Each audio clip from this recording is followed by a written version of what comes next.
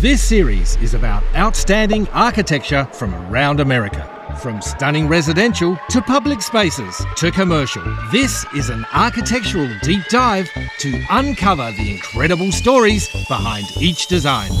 Welcome to America by Design.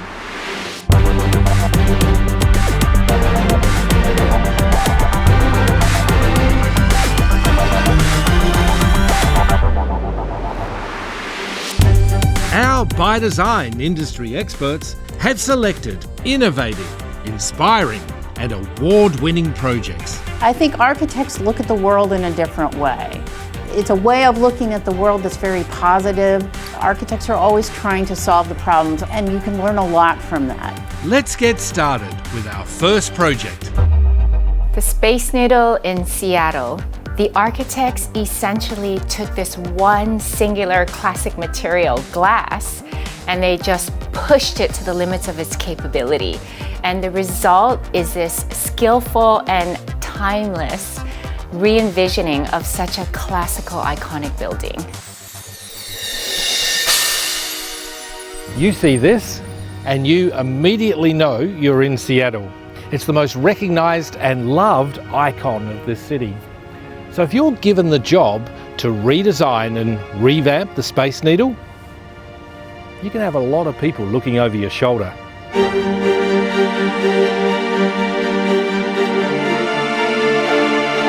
So Alan, plenty of tension around this project.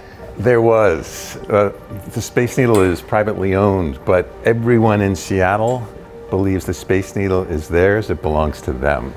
And so I didn't want to wake up one morning and be the guy that ruined the Space Needle. I mean, there was some doubt, wasn't there, about whether this project would even happen? Behind us are all the sketches of the early ideas, and we would be like, what kind of odds do you give this project of actually ever getting built? And you had to think big. We did, but we were following in the footsteps of the original architects. So in the early days, they had these crazy ideas, a helium balloon building floating in the air. I mean, it was extraordinarily big thinking that led to this. So we had to think as big as they did. Okay, so tough talkers. What were some of the big ideas? There were a bunch. We had an elevator that would actually drop out of the bottom of the Space Needle for a while and then come back up so that you wouldn't see it in the profile of the building. Oh, that's cool. We had a kinetic skylight that would open and close. You have to imagine 54 years of really bad remodels, bad cafe additions, walls in the wrong place. But the original architects, what they wanted to do was make everything about the view. And so that became our design mantra on this project. Every decision we made was about whether we were improving or enhancing the view. Okay, well, you're killing me. I'm dying to know what of your big ideas ended up in the final project. Well, the Space Needle's right over there, Mike. Let's go.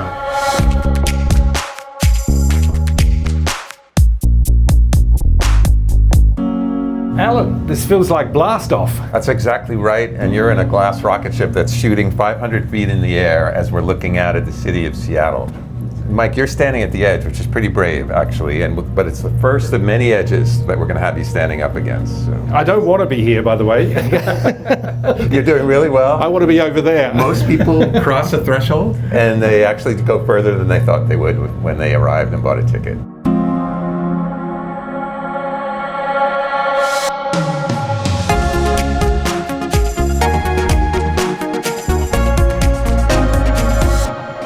So if you were here in 1962, you would have seen a wall here, and that was blocking some of the view. And then in the 70s, they added a steel cage, so it always felt like you were inside a cage. But now we've added 200% more glass, which in our minds is 200% more view. More view. Exactly. Yeah. We also wanted to provide different ways of observing. So if you come up to this wall, and trust me, we can do this. You lean into it. Oh my goodness, you got to be kidding. No. I don't know if I could do this. You have a chance to lean into the view to see 500 feet below us. Okay. Which are views that nobody's ever really experienced here before. Oh, here we go. You're doing great. I'm leaning into the view and I'm trusting the design. If we walk a little bit further, you can actually see that this is the existing architecture right here. It's holding up that outer ring that goes around the Space Needle. Look at that. From 1962, but we would trip over that. So we created these glass benches. Okay. Oh, and up go the feet. I've lost control. Exactly right. Lean in. what we're doing now is we're literally recreating what people have done here for 60 years, which is have their pictures taken with Seattle behind them. And for this project, it's all about the view. Every decision we make is about the view.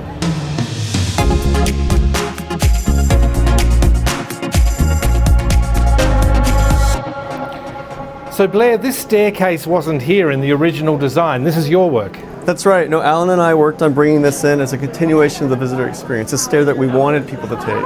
Actually, I've got to tell you one story down here. Oh, where are you going, you crazy man? I'm stepping onto the glass floor, right? Below us is a cavity space. It always existed, 4 feet deep. During construction, we crawled around underneath, and Alan and I came across these old holes in the floor that actually let you look through and see this view. Which is what you've done over here. Yeah, so I'll take you there.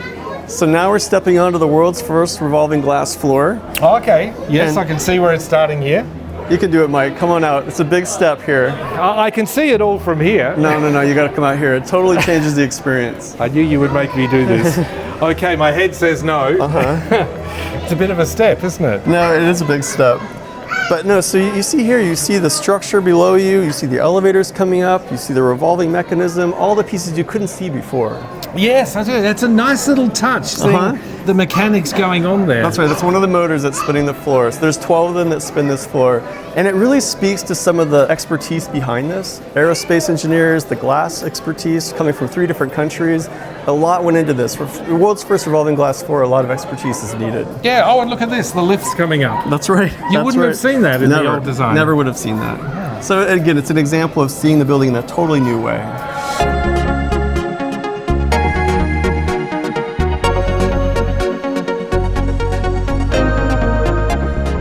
So Skip, it was an interesting time when this Space Needle was designed. It really was. So we're talking about the late 1950s, early 1960s. Seattle had decided it wanted to host a World's Fair, a science fair, and they picked the space age as a theme because so much was happening at that time. When the Space Needle was digging its foundation, that was when Alan Shepard was the first American to go into space. JFK announced that by the end of the decade we'll be going to the moon. Yes, the new frontier was in full flower. They wanted to build a landmark, and the goal was to build the space-age version of the Eiffel Tower. Okay, which was also for the World's Fair It was in 1889. That's exactly right.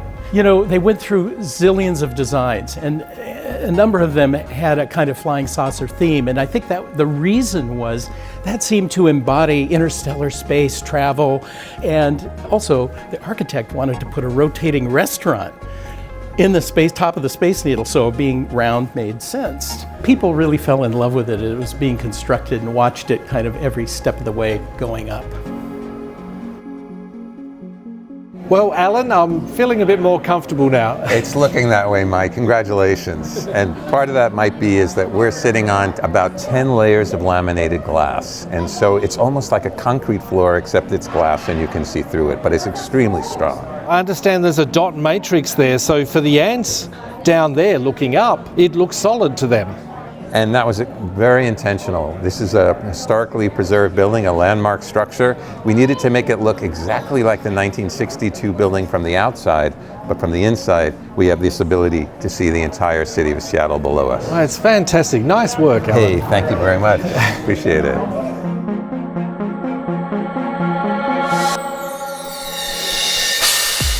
Great interior design is ultimately about world creation. We want to be transported. In restaurant design, that's even more important. You want to be transported to a different place, but even maybe a different time. And that's where nostalgia comes in. The Padrona beautifully captures the spirit of a particular era in the design.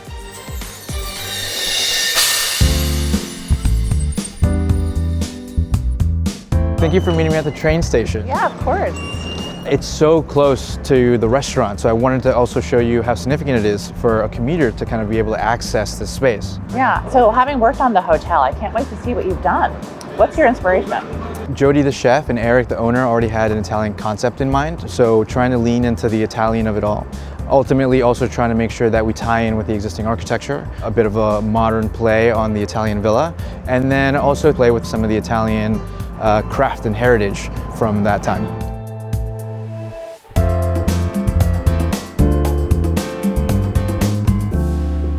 Wow, this is such a beautiful room. It's so warm and inviting. Thank you, yes. While Jody was traveling Italy, exploring ideas and thinking of concepts to create the menu, this is ultimately what we think her Italian villa would look like, a collection of furniture and pieces, trying to mix in some of the old with the new.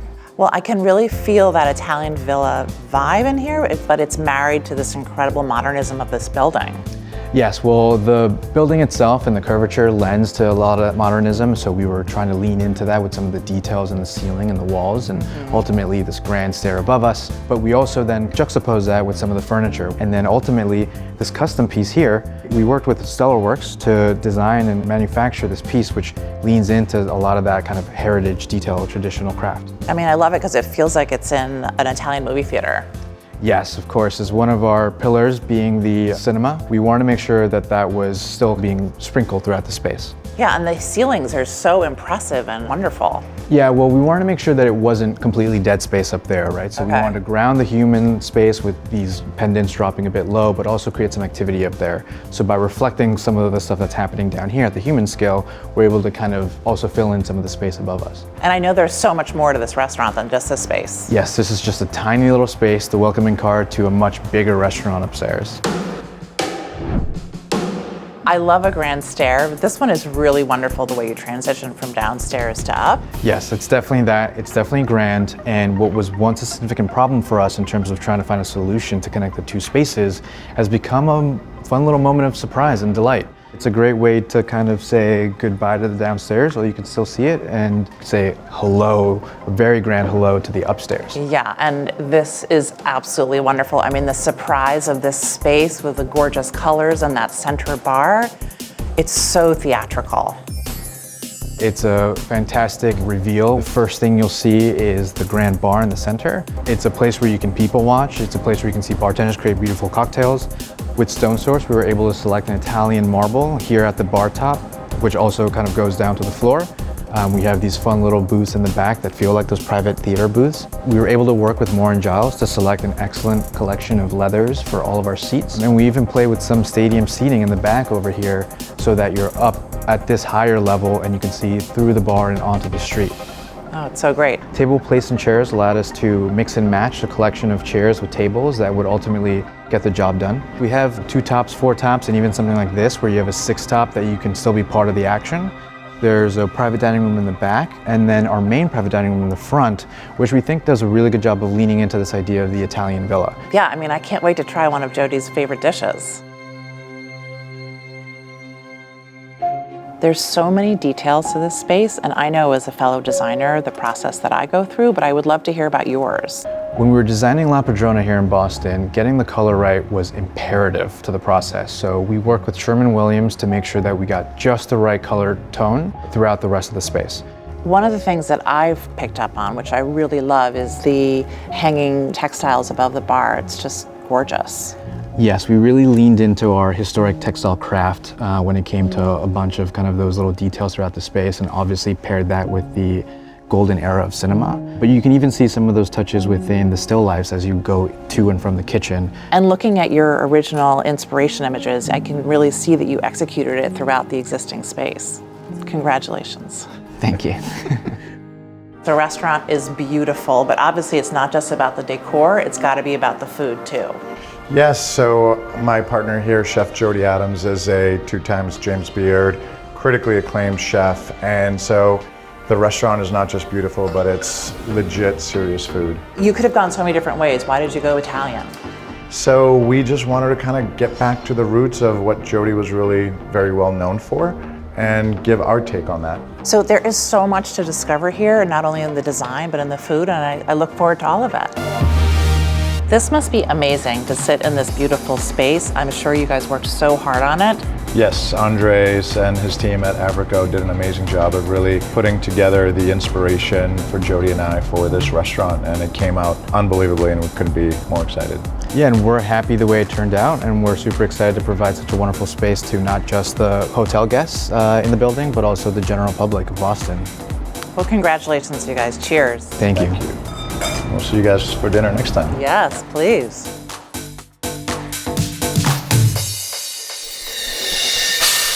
The House in a Garden is a very unique project. It uses great design solutions. The paneling is not only aesthetic, but allows for airflow to allow for natural cooling in Miami's humid temperatures. The overhang creates sunlight and also provides shade to cool the home. It is a very unique structure with the design solutions providing aesthetic and functionality.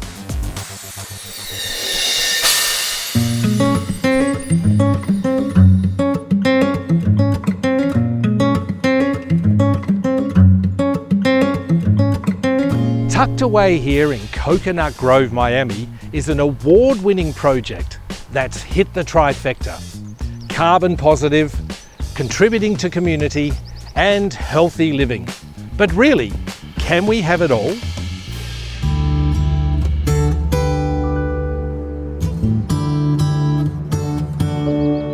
Chris, Shauna. Nice to meet you. Welcome. Hi. Now, you're both architects and partners in life. Guilty as charged.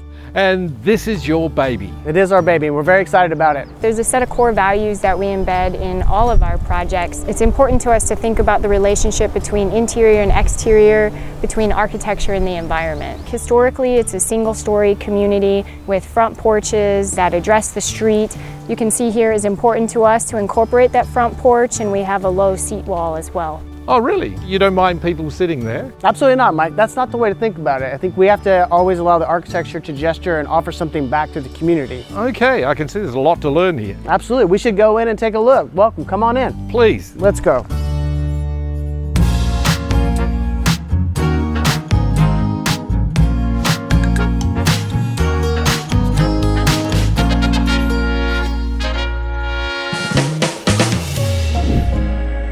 Okay, well, right off the bat, I'm seeing a lot of timber. That's right, Mike. The first mass timber structure in Miami and southern Florida. This project specifically is southern yellow pine mass timber, which means that the wood was grown regionally in northern Florida and southern Alabama.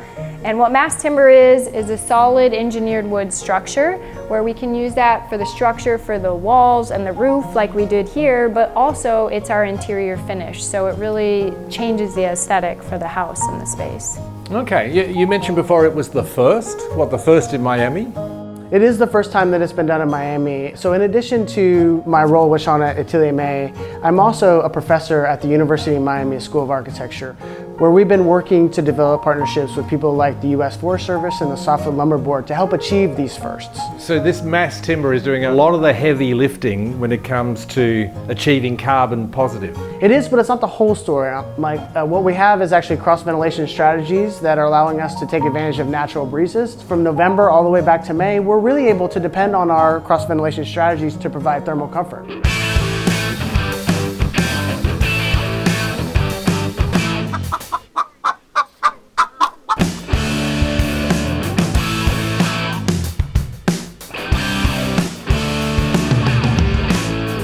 Now, Daniel, have I got this right? This all went up in 2 days.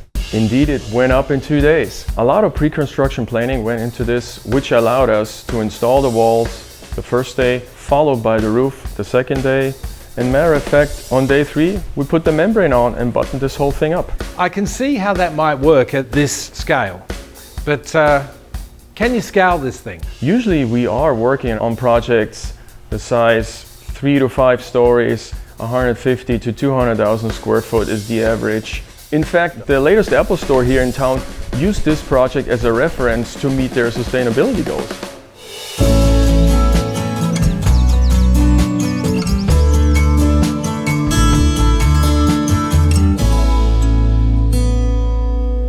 Okay, Ben, so we've got the mass timber, we've got the airflow, and the third part of that equation is landscape. That's right, Mike. So as part of that, what we try to do when we're incorporating architecture and landscape at this level is we try to disturb the least amount that we can and save as many trees as we can. Fortunately, Miami has a very robust tree ordinance, which really helped put a lens on that. Yeah, because we're not just talking about the house here, are we? No, Mike, we're talking about the entire site. And on that site were a lot of large, and still are, a lot of large existing trees. And so for this instance, we ended up carving out a big courtyard out here that's ended up saving this avocado tree. Really? You designed the whole house around this tree? That's right, and it's not just saving the tree for the tree's sake, of course. It provides a lot of ecosystem services for insects and that sort of thing, and fruit, of course, for everyone to enjoy. But probably the neatest thing that you're experiencing right now is how it connects that canopy of the tree with the canopy of the building and creates this nice shaded space that we're standing under. So Shauna, Chris, working this way, was there any compromise? There wasn't, Mike. We were able to build a home for ourselves, our 2 boys, and include my mother, so it's a multi-generational home that has 4 bedrooms and 3 baths in 1,800 square feet. So meeting the team, I can see there's a lot of shared values going on. There definitely is. We entered this project knowing that there'd be a lot of challenges along the way, and it was important to put the right team together from the beginning so that we could educate the design and construction community. When we're working with a new material, it was important to be successful. Achieving a carbon positive outcome is absolutely impressive.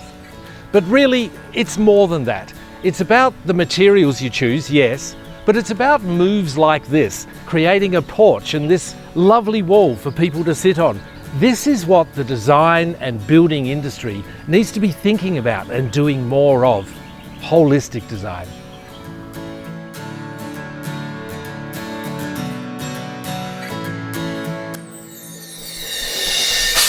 I really hope that part of what we experience with this series is being able to see the tremendous breadth of work that architects in New York City are doing. The architecture community in New York is incredibly talented, incredibly innovative, and incredibly influential. Architecture is a really collaborative field, and I hope that that's something that people see and understand from this series too, to see how many people it takes to make something beautiful and functional. I would be thrilled if people learn that from ByDESIGN.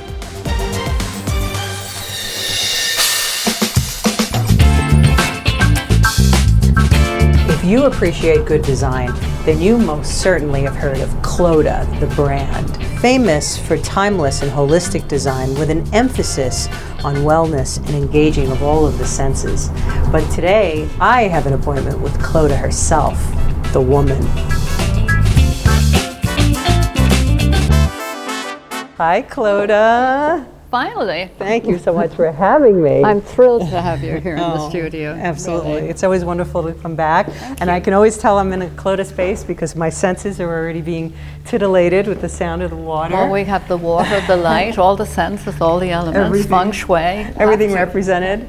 Oh, I have my bracelet on. Oh, thanks. Yeah, so I see you have them here. We're going to have to make sure we and talk I have my about bracelets that. Oh, on. I know all of the very special ones. So tell me some of the things that you're working on now. I want to know everything you're doing. Well, we're working internationally. Argentina and Portugal, all over the place. And what do we have here? That's a study model by David Link that's going to be turned into a light, probably about 5 or 6 feet high. Oh. There's going to be a light there based on 2 African money-based bracelets. Oh, these are incredible. So these are oversized African bracelets that you're going to lamp and turn into a lighting piece. Exactly. Oh, so since I travel all over the world, I have collections of small things. What do we have over here? It's a study model for an abstract horse, which will end up being about 7 feet tall. Now these pieces over here, are these miniature prototypes or are these the real thing? They're miniature prototypes, but actually they're going to blow up to, that one there is going to be about 6'6". I love these joints. They remind me of Japanese joinery. Well, that's it, and I'm very influenced by Japan. I've been in Japan and fallen in love many times, and that is my quote wall. Being Irish, I'm sure you have plenty of them. Sean. This is where everyone congregates here? Everybody congregates to eat and talk. Yeah. I always hire people better than myself. Yeah, and everybody's sitting there. So everybody here is better than you at something? Exactly. Well, they all have training, and I have no formal training. I've heard that. And actually, and don't get caught calling you an interior designer specifically. You're a designer of all things. No, I'm a designer. You know, I design your face given half a chance. Please do. So come and see, this is my mini studio. Oh, I'm so excited. There is renderings of a house I never got to build. Okay. There's photographs of my kids. Everywhere you look, you see another award. I know, it's great. It's great that the awards keep coming in. Yeah, I love these photographs over here. Who's this stately gentleman here? He's my father. He was at the court in Buckingham Palace. Oh my goodness. That's his uniform. Very handsome. And there's my mother on a horse. You're a horse-riding family, right? Right. Yeah. No. Now, it could be argued that your whole career started by falling off Well, of a horse. indeed, I fell off a horse. I broke my back in 3 places. I was on my back for a year, didn't know what to do with myself, and the Irish Times came in. Yeah. And I was looking at it, and it said, why not be a dress designer? And I thought, why the hell not? That was it. No, that was the moment. That was it. And I understand, actually, just a few years later, you were in Spain designing your own home. Is that right? That's correct. We bought a townhouse. And it didn't work, so we hired an architect. I was correcting him the whole time, drawing over his drawings. One day I was talking to my husband in the living room, and a ray of sunlight hit my shoulder. Yeah. Rays of sunlight have a habit of hitting my shoulder when a change is going to come. And I said to my husband, I think I'm going to be a designer. And that was I'm going to design buildings. So Clodagh, this is one of the spaces that you designed. It's one of my favorite spaces that I've ever designed. What are some of the elements here that you would say were signature to a Clodagh space? Hidden surprises. I'm going to show you something. Okay. What are we doing here? Just pull that handle there. This one here? Okay. We opening a closet or a cupboard? Oh, no. No. What we're doing is we're closing off the bedroom wing. Ah, that's incredible. Although it's not a house, it's acting like a house. Oh my goodness. Well, what else are you hiding around here? Well, I've got a couple of bedrooms and a powder room back there. No way. So this is a 3-bedroom apartment? That's exactly what it is. Oh my goodness. 3-bedroom apartment in the sky. This is incredible space.